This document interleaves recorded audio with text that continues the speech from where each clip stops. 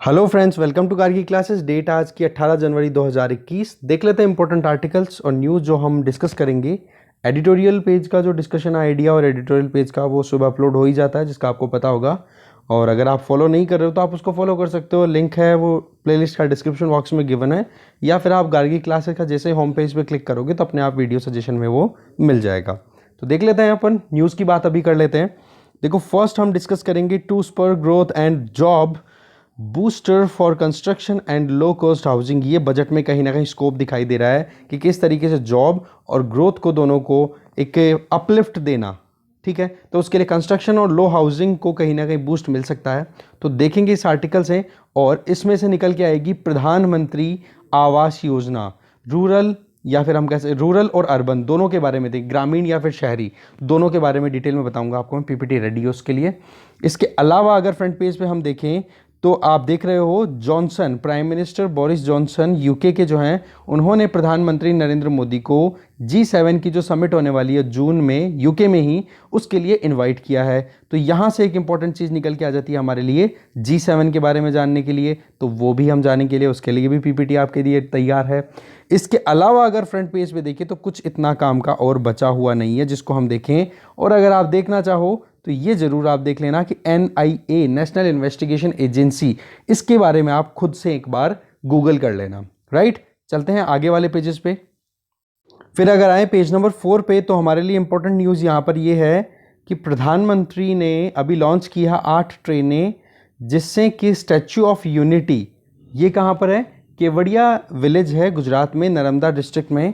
वहाँ पर सरदार वल्लभ भाई पटेल का जो स्टैच्यू लॉन्च किया गया था, तो उसको कनेक्ट करना इंडिया की अलग अलग सिटीज़ के साथ में। तो कहने का मतलब यहाँ पर जो स्कीम है एक भारत श्रेष्ठ भारत, उसी स्कीम को एक्सपेंड करने के लिए ये कहीं ना कहीं अपने आप में एक आप बूस्ट कह सकते हो, ठीक है। तो एक यहाँ पर इंपॉर्टेंट स्कीम के बारे में जानना जरूरी हो जाता है, एक भारत श्रेष्ठ भारत। इसके बारे में भी एक बार आपको खुद को ही ढूंढना पड़ेगा, इसके लिए मैंने पीपीटी रेडी नहीं किया, गूगल कर लेना आप। ओके, इसके अलावा देखेंगे कि ये यहीं पे बता देता हूँ मैं कि केवड़िया, जहाँ पर ये स्टैच्यू ऑफ यूनिटी है, वो गुजरात के नर्मदा डिस्ट्रिक्ट में, नर्मदा के किनारे पर ही है, ठीक है। तो वहाँ पर टूरिज्म को प्रमोट करना, उसके लिए कहीं ना कहीं 8 ये नई ट्रेन्स शुरू की गई हैं या फिर लॉन्च की गई हैं प्रधानमंत्री के द्वारा, ठीक है। तो यही एक इंपॉर्टेंट चीज़ थी, और बाकी स्पेस पे कुछ इंपॉर्टेंट नहीं है। आगे चलते हैं। एक्सप्लेन पेज पे अगर देखें तो वैक्सीन वैक्सीन और वैक्सीन, इसके अलावा कुछ भी नहीं बताया हुआ है। बस देखने वाली बात एक है जो नोट कर लेना आप, कि नॉर्वे में वैक्सीनेशन के बाद में लगभग 29 लोगों की डेथ हो गई है, ये इनोकुलेशन प्रोग्राम के बाद में। हाँ, ये बात ठीक है कि वहाँ के ऑफिशियल्स का ये कहना है कि वो कंसर्निंग नहीं है, बट फाइजर का वैक्सीन वहाँ पे दिया गया था, ओके। तो उसकी वजह से 29 जनों की पोस्ट इनोकुलेशन प्रोग्राम डेथ हो गई।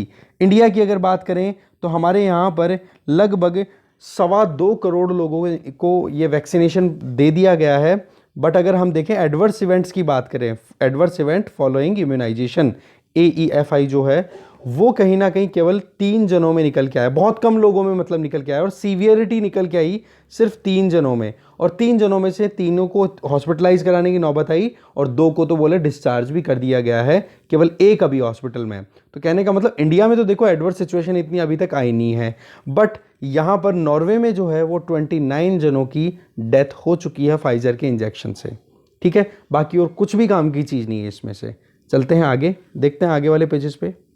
वर्ल्ड पेज पे हमारे लिए एक इंपॉर्टेंट न्यूज़ है, वो ये कि ईरान ने यूनाइटेड नेशन न्यूक्लियर वॉचडॉग, इसका मतलब क्या हो गया, United nation nuclear watchdog, international atomic energy agency, उसको ये कहा है कि आप अननेसेसरी डिटेल्स पब्लिश मत करो। हमने कुछ ऐसा काम नहीं किया, क्योंकि हमने प्रीवियसली देखा था ना कि जो जैक पोआ एग्रीमेंट हुआ था 2015 में, उससे 2018 में यूएस से बाहर निकला, और यूएसए के बाहर निकलने के बाद में ईरान भी लापरवाही करना शुरू कर चुका है। तो उस वजह से कहीं ना कहीं जो बचे हुए मेंबर्स थे, P5+1 माइनस यूएस से बचे हुए जो थे, उन लोगों, उन कंट्रीज़ में कहीं ना कहीं एक कह सकते हो डिस्टर्बिंग ये एक न्यूज़ थी कि न्यूक्लियर एनरिचमेंट पर ध्यान दे रहा है ईरान फिर से, ठीक है। तो वो जो पब्लिकेशन था वो किसने किया, इंटरनेशनल एटॉमिक एनर्जी एजेंसी ने। तो ये तो हो गया देखो पूरा डेवलपमेंट। अब पॉइंट ये आ जाता है कि हमें क्या पढ़ना है, हमें जानना है इंटरनेशनल एटॉमिक एनर्जी एजेंसी के बारे में। तो आप इसके बारे में गूगल करोगे, ओके। तो IAEA के बारे में भी आप खुद से ढूंढेंगे। ठीक है, आगे चलते हैं। इकोनॉमी पेज पे फिर अगर पहुंचे तो वहां पर हमें एक इंपॉर्टेंट न्यूज़ मिलती है, वो है कि 5G के लिए इंडिया कितना तैयार है। 5G है क्या, ये कौन सी जनरेशन है, किस तरीके से ये काम करेगी, कितने स्पेक्ट्रम है इसके, और किस स्टेटस पे या किस स्टैंड पे कौन सी कंपनी चल रही है अभी तक, और कौन कौन से कंट्रीज़ में 5G के ऑलरेडी काम कहीं ना कहीं ट्रायल बेसिस पे चलना शुरू हो गए हैं। तो देखेंगे इस आर्टिकल को डिटेल में। ओके, तो ये इंपॉर्टेंट न्यूज़ है जो हम डिस्कस करेंगे। आप देख लेते हैं एक एक को। फर्स्ट आर्टिकल जिसमें ये बताया जा रहा है कि ग्रोथ और जॉब्स को बूस्टर करने के लिए कंस्ट्रक्शन एक्टिविटीज़ को इंक्रीज करना बहुत ज़रूरी है। इससे बहुत सारे फायदे होंगे, तो देख लेते हैं। इसके लिए प्रधानमंत्री आवास योजना, जो ऑलरेडी आप देख सकते हो लो कॉस्ट हाउसिंग को एनविसाज करती है अर्बन एरियाज़ में, और देखोगे तो गाँव के या रूरल एरियाज़ में। एक इसमें आप देखोगे कि FDI नॉर्म्स को भी ईज करने की बात चल रही है। बाकी तो बजट बताएगा, अभी तो केवल ये कयास हैं। तो हमारे लिए जानना जरूरी हो गया क्या, प्रधानमंत्री आवास योजना के बारे में। तो उसके बारे में जान लेते हैं। सबसे पहले हम बात करते हैं प्रधानमंत्री आवास योजना ग्रामीण के बारे में। देखो, इस स्कीम को इम्प्लीमेंट किया जा रहा है मिनिस्ट्री ऑफ रूरल डेवलपमेंट के द्वारा। इसके पहले एक स्कीम चला करती थी इंदिरा आवास योजना, उसको रीस्ट्रक्चर करके और प्रधानमंत्री आवास योजना ग्रामीण शुरू कर दी गई थी 1 अप्रैल 2016 से। प्रधानमंत्री आवास योजना ग्रामीण का एम क्या है कि जो गांव में रहने वाले लोग हैं उनको पक्का हाउस दिया जाए, और उनमें बेसिक एमिनिटीज़ हो। बेसिक एमिनिटीज़, किचन प्रॉपर हो, टॉयलेट की फैसिलिटी प्रॉपर हो, ड्रिंकिंग वाटर फैसिलिटी अवेलेबल हो, वो सारी चीज़ें कहीं ना कहीं इंश्योर करके फिर बाद में पक्के हाउस की फैसिलिटी अवेल कराना। जितने भी हाउस होल्डर्स हैं गांव में रहने वाले उनको, या फिर जो लोग ऑलरेडी रह रहे हैं कच्चे मकान में या फिर डिलैपिडेटेड हाउसेस में, टूटे फूटे मकानों में जो रहते हैं, उनको 2022 आते आते मकान प्रोवाइड करना। टारगेट क्या है, लगभग 3 करोड़ हाउसेस की बनाना जिनकी बेसिक एमिनिटीज़ अवेलेबल हो जब तक 2022 आए। कहने का मतलब जब हमारे इंडिपेंडेंस के 75 साल हो चुके होंगे। इसमें अगर हम देखें, जो भी कॉस्ट इंसेंटिव या असिस्टेंस प्रोवाइड की जाएगी इंडिविजुअल को, जो भी हाउस बनाएगा गाँव में इस स्कीम के अंडर, तो सेंट्रल और स्टेट गवर्नमेंट कंट्रीब्यूट करेगी। अगर प्लेन एरिया है तो वहाँ पर सेंटर कंट्रीब्यूट कर रहा है 60%, जबकि स्टेट कंट्रीब्यूट करेगा 40%। ऐसे ही अगर आप देखोगे नॉर्थ ईस्टर्न स्टेट जो 7 सिस्टर्स हैं, सिक्किम आ गया, और 3 स्टेट्स और ये आ गए, जम्मू कश्मीर, हिमाचल प्रदेश और उत्तराखंड, हिमालयन स्टेट, तो वहाँ पर 90% कॉन्ट्रीब्यूशन दिया जाएगा सेंट्रल गवर्नमेंट के द्वारा और 10% कॉन्ट्रीब्यूशन दिया जाएगा स्टेट गवर्नमेंट के द्वारा। इसमें एक चीज़ बड़ी इंपॉर्टेंट है कि जो लोकल रूरल मेसन होते हैं ना, जो कारीगर होते हैं मकान बनाने वाले, उनको ट्रेनिंग देने का भी यहाँ पर एक प्रोविज़न किया हुआ है, जिससे कि उनकी स्किल इंप्रूव हो सके और एम्प्लॉयबिलिटी भी इंप्रूव हो। कि गांव में मकान तो बनाए ही, इसके बाद में उनकी स्किल इंप्रूव हो जाए, तो कोई मान लो कोई पैसे वाला है, अपर क्लास का कोई बंदा है, वो अगर मकान बनाए तो वहाँ पर फिर उन लोगों को जॉब भी मिल सके। तो ट्रेनिंग और साथ में ये अफोर्डेबल हाउस अवेल कराना, ये 2 चीज़ें बड़ी इंपॉर्टेंट है। सिलेक्शन किस बेसिस पे होगा बेनिफिशियरी का, 2011 की जो सोशियो इकोनॉमिक कास्ट सेंसस हुई थी ना, उसके बेसिस पे। और इसमें 13 पॉइंट का एक एक्सक्लूजन क्राइटेरिया भी है कि किस इंडिविजुअल को इस स्कीम के अंडर में फ़ायदा नहीं मिलेगा। वो 13 पॉइंट जो है वो कौन चेक करेगा, वो ग्राम सभा में वेरीफाई होगा, और उस वेरिफिकेशन के बाद में जो इंडिविजुअल इन 13 पॉइंट्स में फेल होगा उसको एक्सक्लूड कर दिया जाएगा स्कीम से। ठीक है, आगे चलते हैं। आगे फिर हमारे लिए आ जाती है प्रधानमंत्री आवास योजना अर्बन एरिया के लिए। देखो, इस स्कीम को कौन इंप्लीमेंट कर रहा है, ministry of housing and urban poverty alleviation. इसका काम भी वही है, सभी को मकान प्रोवाइड करना अर्बन एरियाज़ में 2022 आते आते, जब हमारे देश को 75 साल हो जाएंगे इंडिपेंडेंट हुए। मिशन का काम क्या है कि जो हाउसिंग रिक्वायरमेंट है, घरों की ज़रूरत जो है, जो शहरी जो गरीब लोग हैं उनको, चाहे वो स्लम ड्वेलर्स हो, कच्ची बस्तियों में रहने वाले लोग हों, या फिर जो ऑलरेडी गरीबी की या इकोनॉमिकली वीकर सेक्शन से बिलोंग करते हों। तो इसके इंपॉर्टेंट पिलर्स हैं, वो देख लें क्या इंपॉर्टेंट वर्टिकल्स हैं। सबसे पहला, स्लम रिहैबिलिटेशन या फिर स्लम ड्वेलर्स के लिए मकान बनाना। वहाँ पर प्राइवेट डेवलपर्स को मतलब बुलाया जाएगा, और वहाँ पर लैंड को एक रिसोर्स की तरह कंसिडर करके प्राइवेट डेवलपर वहाँ मकान बनाएंगे, और उन पर कहीं ना कहीं स्लम ड्वेलर्स को मकान प्रोवाइड किया जाएगा। तो एक तो ये पिलर है। दूसरा, अफोर्डेबल हाउसिंग को प्रमोट करना, जिससे कि जो वीकर सेक्शन है इकोनॉमिकली उनको क्रेडिट लिंक सब्सिडी प्रोवाइड की जा सके। क्रेडिट लिंक सब्सिडी का मतलब कि जब वो लोन लेंगे तो लोन को जब चुकाने का टाइम आएगा तो वहां पर इंटरेस्ट में थोड़ा सा रिलीफ मिल जाएगी और साथ में गवर्नमेंट मान लो 5 लाख 10 लाख जितने का भी लोन बनता है तो उसमें रिलैक्सेशन मिल जाएगा। ठीक है, तो उसको बोल देंगे क्रेडिट लिंक सब्सिडी। तीसरा जो पिलर है वो है अफोर्डेबल हाउसिंग बनाना, जिसमें पीपीपी मोड में काम किया जाएगा। इसके अलावा सब्सिडी दी जाएगी बेनिफिशियरी, अगर मान लो कि कोई हाउस बना रहा है, जैसे आप बना रहे हो या आपके घर में कोई बना रहा है या कोई भी इंडिविजुअल है जो इकोनॉमिकली वीकर है, ठीक है, वो अगर घर बनाता है तो उस केस में सब्सिडी उसको प्रोवाइड की जाएगी कि हाँ वो खुद से आगे बढ़ के कंस्ट्रक्शन काम करवा रहा है, या फिर मान लो कि घर का ही कुछ रिनोवेशन कराना है, टूट फूट हो गई और वो इस कैटेगरी में आता है जो कि एलिजिबल है इस स्कीम के अंदर फायदे उठाने के लिए, तो उनको भी कहीं ना कहीं सब्सिडी प्रोवाइड की जाएगी। तो ये 4 इंपॉर्टेंट पिलर्स हैं, ध्यान रखना आप इनके बारे में। इसके अलावा अगर की फैक्ट्स की हम बात करें, बेनिफिशियरीज कौन होंगे, इकोनॉमिकली वीकर सेक्शन या फिर आप कह सकते हो लो इनकम ग्रुप की जो कैटेगरी में आते हैं हमारी कंट्री में जो लोग, वो आ जाएंगे। इस स्कीम को 3 फेजेस में कवर किया जाएगा, जिसकी शुरुआत तो 2015 में हो गई और कंप्लीट होना है कब, मार्च 2022 आते आते। ठीक है, इसमें इंटरेस्ट सब्सिडी कितनी मिलेगी, लगभग 6.5% की, और वो भी तब से जब आप लोन ले लेते हो तब से शुरू होगी और आने वाले 15 सालों तक वो सब्सिडी आपको अवेलेबल रहती रहेगी। इसी तरीके से गवर्नमेंट जो है वो 1 लाख से 1.5 लाख रुपए का एक बेनिफिट भी प्रोवाइड कर, बेनिफिशियरी को भी एक कह सकते हैं ना, एक सपोर्ट देने की बात कर रही है कि मान लो कोई मकान टूटा फूटा उसको रिपेयर करना, वही चीज़ जो प्रीवियसली हमने बात कर ली। अब बात आ जाती है इन स्कीम्स की, इस स्कीम की सिग्निफिकेंस क्या है। पहला चीज़ तो क्या है कि आप देखोगे जैसे ही इस तरीके के कंस्ट्रक्शन एक्टिविटीज़ बढ़ती हैं, जैसा कि आर्टिकल में भी यही हमने देखा कि बजट में ये स्कीम क्यों लाई जा रही है, वजह क्या है, एक वर्चुअस साइकिल शुरू करना, इकोनॉमी में पैसा आएगा, डिमांड बढ़ेगी, सस्ते में लोगों को मकान मिलेंगे, लोन मांगेंगे, फिर उसके बाद में देखोगे सीमेंट की डिमांड बढ़ेगी, स्टील की डिमांड बढ़ेगी, कंस्ट्रक्शन वर्कर्स को जॉब मिलेगी, तो ये एक वर्चुअस साइकिल चल पड़ेगा। वो ही कहीं ना कहीं टारगेट है, ठीक है, इस वर्चुअस साइकिल को चलाने का। इसमें आप देखो प्रधानमंत्री आवास योजना, अर्बन हो चाहे रूरल हो, दोनों में इंक्रीमेंटल जॉब क्रिएट करना, ठीक है, ऐसे ही स्टील की डिमांड बढ़ाना, सीमेंट की डिमांड बढ़ाना, तो इनसे क्या होगा, ओवरऑल इकोनॉमी को बूस्ट ही तो मिलेगा, और वही कहीं ना कहीं टारगेट आज कोविड-19 को देख के आगे चले तो। ठीक है, चलते हैं हम नेक्स्ट आर्टिकल पे।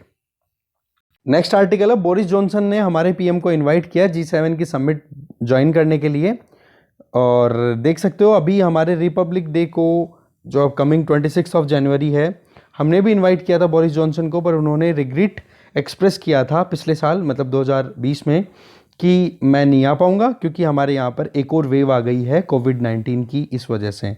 बट ये इन्होंने एक अपनी तरफ से कमिटमेंट दिया है कि ये जो G7 की समिट है ना, इसके पहले पहले एक बार इंडिया आकर के मैं जाऊंगा। ठीक है, तो अभी जो करंट समिट है G7 की वो कहाँ पर होगी, यूके में। ठीक है, इसमें आप देखोगे G7 मेंबर्स कौन से हैं, उनके अलावा 3 डेमोक्रेटिक कंट्रीज को और इनवाइट किया गया है, इंडिया, ऑस्ट्रेलिया और साउथ कोरिया को। तो आप इसको डेमोक्रेटिक D10, ये जो बोरिस जॉनसन का ये आइडिया दिया हुआ है, बोले D10 ग्रुपिंग की एक आगे बढ़ने की ज़रूरत है, जो कि वर्ल्ड में आप जितने भी डेमोक्रेटिक कंट्रीज़ हैं उनमें वर्ल्ड की 60% डेमोक्रेटिक पॉपुलेशन को रिप्रेजेंट करते हैं।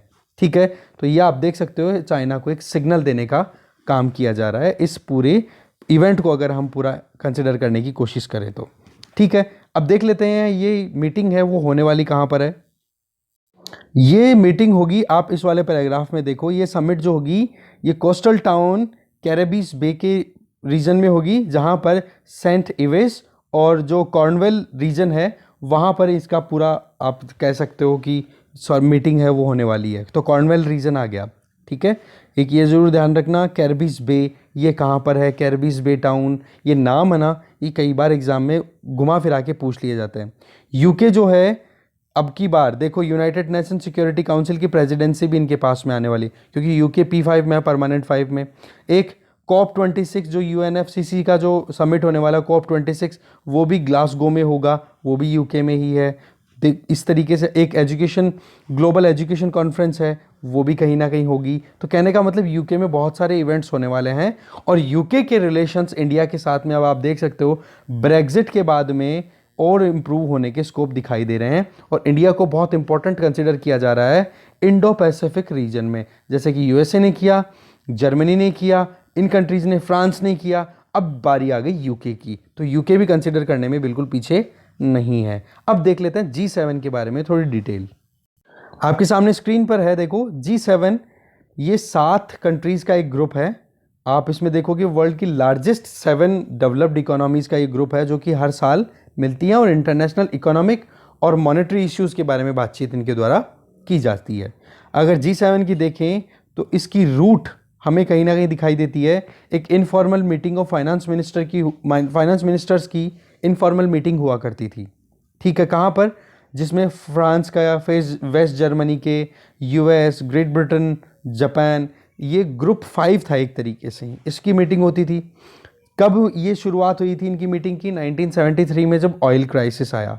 फिर उसके बाद में इटली को भी इनवाइट कर लिया गया था, फिर उसके बाद में कनाडा को भी इनवाइट कर लिया गया था, तो ऐसे करके G7 बन गया। और आप देखोगे G7 ग्रुप की इस्टेब्लिशमेंट हो गई थी यूनाइटेड स्टेट्स में, जब प्यूर्टो रिको में इनकी समिट हुई थी 1976 में। तो आप देख लो 3 साल के अंदर अंदर ही ये अपने आप में पूरा G7 ग्रुप बन गया था। अब ये जो इसकी मीटिंग है, हर समिट हर साल होती है, रोटेशन बेसिस पे ग्रुप के मेंबर्स अपने अपने रीजन में बुलाते हैं। मेंबर देखेंगे कौन कौन से कंट्रीज़ हैं। 2018 का समिट कहाँ पर हुआ था? कनाडा के क्यूबेक में। 45th जो समिट हुई थी वो हुई थी आपकी फ्रांस में, और 46 समिट जो कि 2020 में होनी थी वो यूएसए में होनी थी, बट कोविड की वजह से कैंसिल हो गई, और अब जो है वो यूके में हो रही है। मेंबर कंट्रीज़ देखो G7 में वेल्दिएस्ट और मोस्ट एडवांस्ड कंट्रीज इसके मेंबर हैं, जिनमें France, Germany, UK, Italy, USA, Canada, Japan, और यूरोपियन यूनियन भी इसका मेंबर है। पर हाँ, इसको मेंबर तो कंसीडर किया जा सकता है 8वें की तरह, बट ना तो ये चेयर कर सकता है समिट को, ना होस्ट कर सकता है। बाकी सारी रिस्पॉन्सिबिलिटी अपने तरीके से निभाता है एक पूरे प्रॉपर मेंबर की तरह, बट चेयरमैन या फिर होस्टिंग नहीं कर सकता EU, ठीक है। इसके अलावा अगर देखें इसका पूरा डेवलपमेंट कि G8 भी बना था एक बार। देखो होता क्या है, G7 तो हमने बना दिया 1976 में ही, फिर उसके बाद में 1991 में जैसे ही USSR का डिसइंटीग्रेशन होता है, तो USSR के बाद में उसकी लेगेसी किसने फॉलो की, किसने मेंटेन रखी? रशिया ने। रशिया ने कहा कि हम बोला एकदम फ्री मार्केट बन के रहेंगे, तो फिर रशिया को भी एंटरटेन करना शुरू कर दिया 1994 में, और बन गए पॉलिटिकल 8 P8। और फिर उसके बाद में आप देखो कि 1998 में फिर यूएस में इसकी मीटिंग हुई, तब जाकर के रशिया को मेंबर बना करके ये ग्रुप बन गया G8। बट 2014 में क्या हुआ, रशिया ने यूक्रेन से क्रीमिया को हड़प लिया। क्रीमिया ब्लैक सी में एक पेनिनसुलर रीजन है, वहां पर उसको हड़प लिया रशिया ने, ठीक है, आर्मी एक्टिविटी करके यूक्रेन से। तो इस चक्कर से क्या हो गया, रशिया पे लगा दिए सस्पेंशन, ठीक है, सैंक्शंस लगा दिए गए। तो ऐसे करके वापस से G8 अभी बन के बैठा है ये ग्रुप। G8 की अगर बात करें तो इकोनॉमिक इंटरनेशनल इश्यूज़ के बारे में बातचीत करता है। इसके अलावा ये जो मेंबर्स है ना, ये हर एक चीज़ में, ज़्यादातर चीज़ें ऐसी हैं जिनमें ग्लोबल टॉप लिस्ट में कंसिडर होते हैं। जैसे एक्सपोर्ट की बात करें तो ये टॉप लीडिंग एक्सपोर्ट कंट्रीज में कंसिडर होते हैं। गोल्ड रिजर्व की बात करो उसमें भी देख सकते हैं हम, न्यूक्लियर एनर्जी प्रोडक्शन में भी इनको देख सकते हैं, सबसे ज़्यादा टॉप पे आते हैं। ऐसे ही UN में बजट का कंट्रीब्यूशन की बात है तो भी ये साथों के साथों बहुत आगे आते हैं, ठीक है। अब देख लेते हैं आगे इंपॉर्टेंट जो भी हमारे पास न्यूज़ है वो। खैर यहाँ पे सीधा बता देता हूँ, अभी इंडोनेशिया में एक वोल्केनिक एरप्शन देखा गया है माउंट सेमेरू में, तो ये यहाँ पर जावा आइलैंड पे है। ये तो देखो सुमात्रा, और ये हो गया जावा, ये हो गया ऑस्ट्रेलिया, ये इधर आ गया बोर्नियो आइलैंड, ये आ गया सुलावेसी, जिसके बारे में हमने ऑलरेडी एक बार देख लिया है। तो ये आप जरूर ध्यान रखना, मैप बड़ा इंपॉर्टेंट है, और इसके बारे में आप अपनी एटलस खोल के देख लीजिए। अब चलते हैं नेक्स्ट आर्टिकल्स पे। नेक्स्ट आर्टिकल है that is from economy page, जिसमें हम 5G के बारे में देखते हैं। देखो डिपार्टमेंट ऑफ टेलीकम्युनिकेशन ने अपनी तरफ से इनपुट्स मांगे हैं कि भाई ये जो एक्सपर्ट्स हैं इंडस्ट्री के वो बताए कि किस तरीके से आने वाले 10 साल में 5G के स्पेक्ट्रम को हमें यूज़ करने की ज़रूरत है।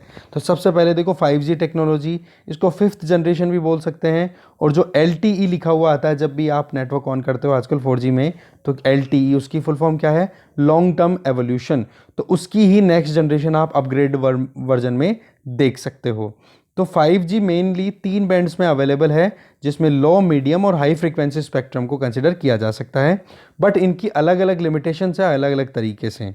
सबसे ज़्यादा हम बात करते हैं पहले लो बैंड स्पेक्ट्रम की। इसकी अगर बात करें तो स्पीड तो इसकी मैक्सिमम जा सकती है 100 Mbps, बट आप देखोगे पेनिट्रेशन की या फिर जो एक कवरेज है वो कहीं ना कहीं ज़्यादा दिखाई देगा इस पर्टिकुलर बैंड की अगर बात की जाए। तो कॉमर्शियल सेलफोन्स यूज़र्स के लिए ये कहीं ना कहीं काम में आ सकता है, बट इंडस्ट्रीज़ के लिए ये काम में नहीं आ सकता। क्यों? क्योंकि स्पीड बहुत कम है। मिड रेंज की अगर बात करें, मिड रेंज स्पेक्ट्रम, तो ये कहीं ना कहीं आप देख सकते हो इंडस्ट्रीज़ के लिए काम में आने लायक एक सेगमेंट है, बट इसकी पेनिट्रेशन लो बैंड से कम रहेगी, ये हमें ध्यान रखने की ज़रूरत है। तो लो बैंड की पेनिट्रेशन और कवरेज ज़्यादा है, जबकि हाई बैंड की और मिड बैंड की जो है वो कवरेज और आप कह सकते हो जो स्पीड है वो आपको कंपैरेटिवली ज़्यादा मिलेगी। मैं रिपीट कर रहा हूँ, लो बैंड, ठीक है, इसकी स्पीड तो आपको कम मिलेगी, बट और जो कवरेज या फिर आप पेनिट्रेशन की बात करो वो आपको ज़्यादा मिलेगा। मिड में इससे थोड़ा चेंज होगा, कवरेज थोड़ा कम हो जाएगा, पेनिट्रेशन भी कम हो जाएगा, बट स्पीड ज़्यादा हो जाएगी, तो इंडस्ट्री के लिए काम में आ सकता है। फिर बात आ जाती है हाई बैंड स्पेक्ट्रम की, तो हाई स्पीड डेटा किया जा सकता है, लगभग 20 Gbps की स्पीड आ जाएगी, आप देखो इसमें, ठीक है, बट इसमें पेनिट्रेशन और वो जो कवरेज है वो थोड़ा सा और कम हो जाएगा। इंडिया की बात आए टेक्नोलॉजिकल रेस में, देखो हमारे यहाँ पर 3 जाइंट है मेन, तो रिलायंस होगी, रिलायंस जियो सॉरी, भारती एयरटेल हो गई, वोडाफोन आइडिया हो गई। तो इन्होंने भी कहीं ना कहीं, हमने देखा था एक आर्टिकल पहले भी जिसमें ये कहा था कि डिपार्टमेंट ऑफ टेलीकम्युनिकेशन को कि हमें जल्दी से जल्दी बता दो कि क्या करने की ज़रूरत है, आने वाले 10 साल के अंदर हमें प्रोग्राम क्या करने की ज़रूरत है, वो थोड़ी सी आउटलाइन दे दो। तो उसी चीज़ को ध्यान में रख के आगे काम करने की बात है। बट वो ये देखो, रिलायंस जियो के पास में देखो खुद का इंडिजिनसली डेवलप्ड प्लान है पूरा, और उस पर ट्रायल भी कहीं ना कहीं जल्दी जल्दी शुरू हो जाएंगे। बट वोडाफोन आइडिया और एयरटेल भारती के पास में पैसे की कमी है, तो थोड़ा सा वो वेट करेंगे। इंटरनेशनली अगर हम देखें, 5G नेटवर्क्स की ट्रायल यूएसए में शुरू भी हो गई है, जिसमें वहाँ की कंपनियां हैं AT&T, टी मोबाइल हो गई, वेरिजोन होगी, ये कंपनियां कहीं ना कहीं काम कर रही है। कॉमर्शियल रोल आउट जल्दी ही हो जाएगा। बट वो कंपनी की अगर बात की जाए तो सैमसंग ने तो देखो 2011 में ही 5G टेक्नोलॉजी को टेस्ट कर लिया था, और वो कहीं ना कहीं एक अपर हैंड लेकर के चल रही है इंटरनेशनली। चाइना में भी है, वो भी 5G नेटवर्क पे ट्रायल्स चल रहे हैं, वहाँ पर कंपनी है यूनिकॉम, ठीक है, वो काम कर रही है। तो ऐसे करके मोटी मोटी चीज़ें हमने देख ली है, और बाकी स्पेस पे कुछ इंपॉर्टेंट है नहीं। तो इसके साथ हमारा डिस्कशन यही खत्म है। Thank you very much for watching this video.